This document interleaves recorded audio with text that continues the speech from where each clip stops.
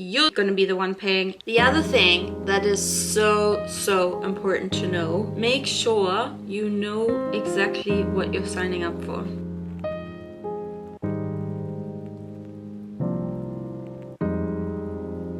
Hi all and welcome to this video. In this video I will speak about shared ownership, and what I will speak about is who is eligible for shared ownership, who do you actually buy from, staircasing, what you need to be aware of when you buy into shared ownership, what happens if you want to sell, comments from videos that were about shared ownership, and a little recap.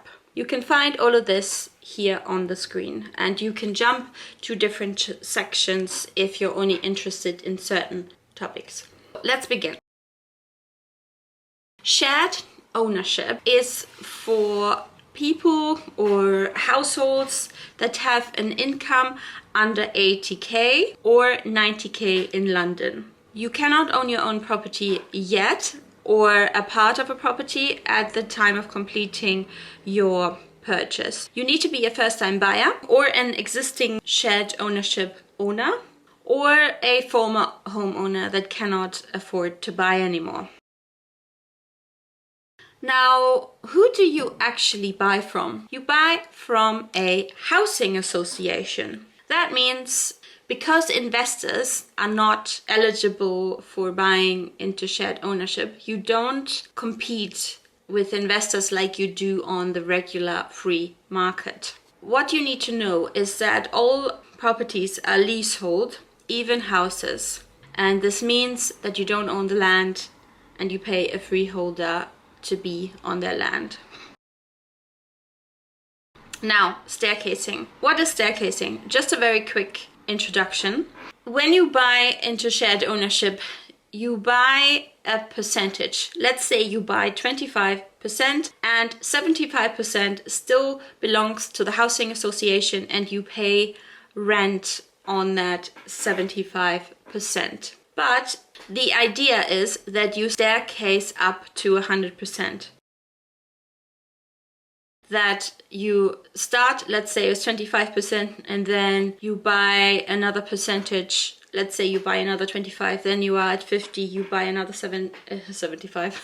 You buy another 25, then you are at 75, and so on and so forth until you end up at 100%. Is that actually the reality? Is that feasible? We will talk about this at a later stage in this video. What many people don't know is that every time you staircase, you actually need a valuation, and the housing association needs to accept. Hence, there are valuation fees, solicitor fees, and you're going to be the one paying, not the housing association. Now, let's quickly look at a video clip. Now, the next pitfall that I'm going to explain is staircasing and the fees. Now, often by staircasing, you will have mortgage fees to pay and valuation fees, and you will also need to involve a solicitor.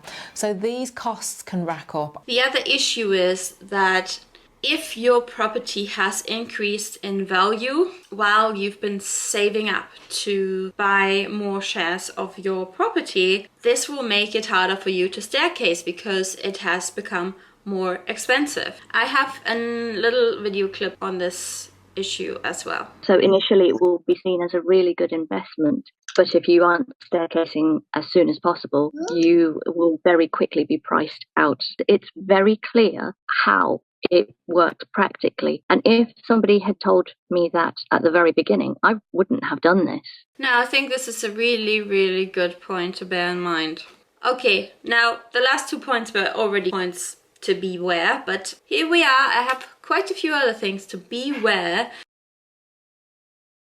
if you're thinking about buying into shared ownership. First of all, people in shared ownership have reported that a lot of them have had service charge climbing up. Maybe not in the first or the second year, but eventually have the service charge climb up. Now, why is this a problem? Well, first of all, because you have to pay more money, but also second of all, if you ever want to sell, this makes your flat less. I have a little clip on this as well. within the first year, I was charged, it was around £1,800, and that's an annual cost. I had moved in partway through the year, so I paid less than that. So, on a yearly basis, it was £1,800, and that was just the service charge. When the second year came around, the cost stayed around about the same, but it was within the third year things started to increase. So my service charge went up by approximately £500. But every single year from that point, the picture started getting worse because we got less of a service and the cost still went up. Now, I can't explain to you how these costs come about. And it doesn't sound like it is thoroughly explained to the owners where these costs actually come from. But I guess the problem is they are just laid onto you and you are passively there having to pay. The other thing to beware is that not every housing association actually allows staircasing, so you do need to read the fine print.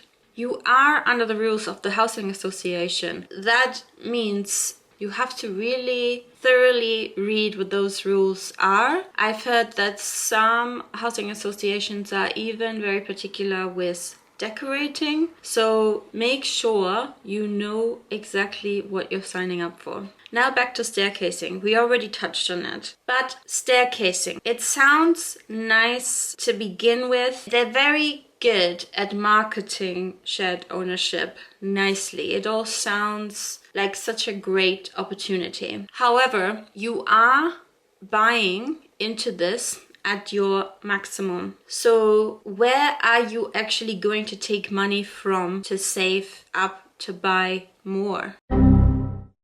It is either if you have a career progression, if you win the lottery, if you inherit money. So if you know any of these things are going to happen in the near future, then you have a chance to staircase. But if you're likely to stay in the same job or a similar job at a similar salary that is not hugely increasing, how are you actually going to save up the cash to staircase? You may find yourself in a situation where you're stuck.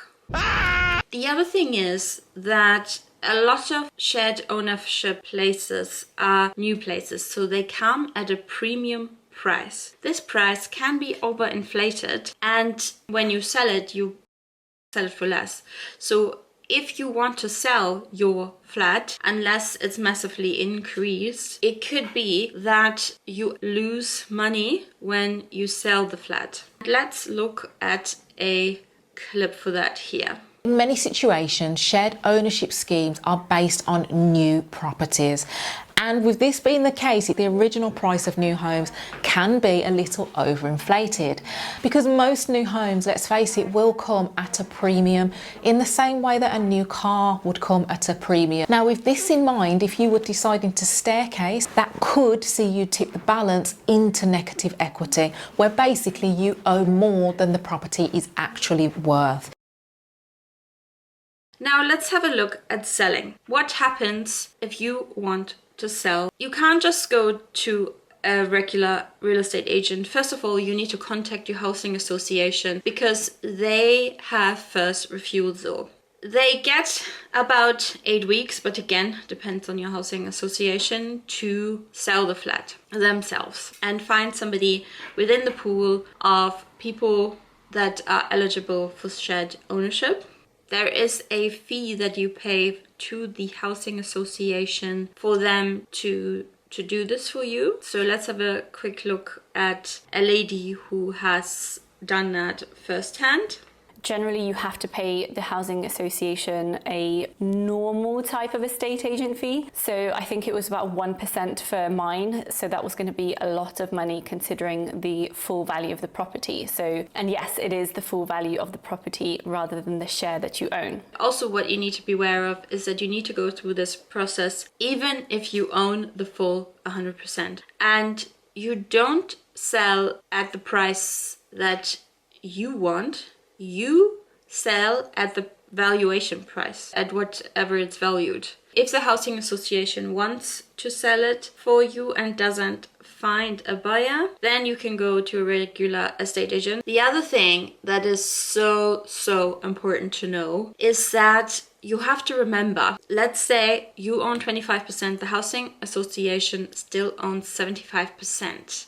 The housing association wants their full share. So if you happen to sell the flat for less, then you will have to come up with the loss, because the housing association is not going to accept less.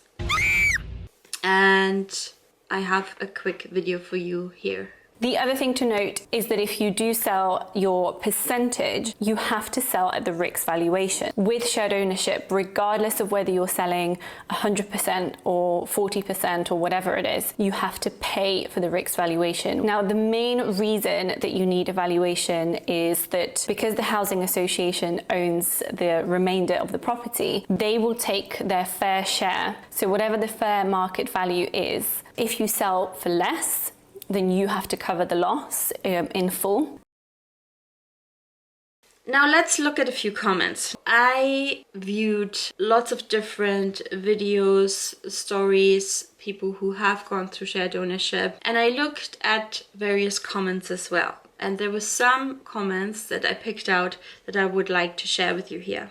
One person says, the main issue with shared ownership is that you sell 50%, is that they sell you 50% of a house, but really make you pay 75% of the house. The house is really only value is 300k, but they value it at 400k, so they can sell you 50% for 200k. If you want to sell, nobody's going to pay you the value of 400k, but the real market value is 300k. Then that overprice makes you pay a rent that is also overvalue. At the same time, you have the issue of being an owner, so you have to pay maintenance with the bad part of being a renter.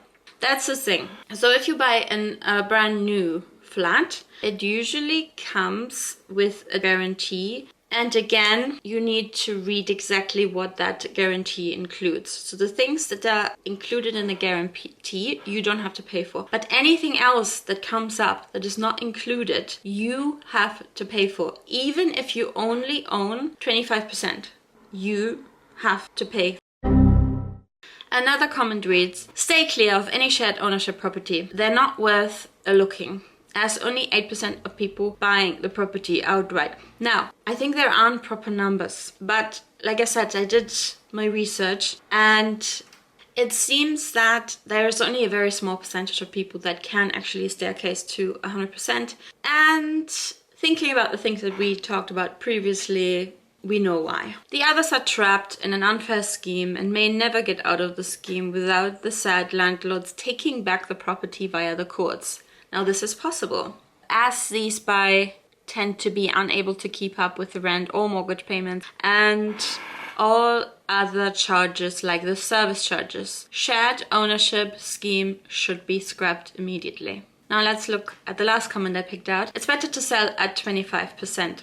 Now I've heard this from many people because once you start scaling up, if you're actually not sure that you'll be able to scale up to the whole 100%, then it may be better not to scale up. And when you're in a position to buy on the free market, to sell it with your 25% share. The reason is that there's more people able to afford a 25% share rather than a 50% share, so it would be most likely easier to sell. More people, and this is what it says here, more people looking into shared ownership can afford that rather than 50%, and a lot of people who can fully afford a flat at 50% and above may rather go for a house instead, or a flat on the free market where they don't run the risk of being trapped or scammed. Now, recap.